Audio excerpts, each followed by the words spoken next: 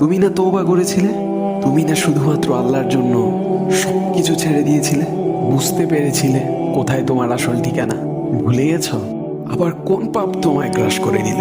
তুমি তো সেই যে নিজের পাপের প্রতি অনুতপ্ত হয়ে সিজদায় পড়ে অঝরে কেঁদেছিলে।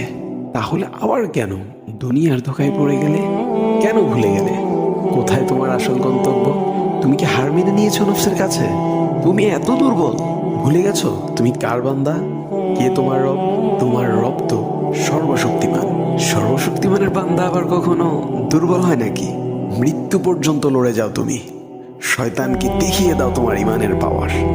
শয়তানের ধোকায় পড়ে অনেক পাপ করে ফেলেছো, তাই নিরাশ হয়ে গেছো তুমি, তাই না? তুমি কি জানো না তোমার রব কতটা মহান? তিনি তো তোমাকে ক্ষমা করার জন্য অপেক্ষা করছেন। তাই ফিরে আসো সেই রবের দুয়ারে, যার দুয়ার কখনো বন্ধ হয় না।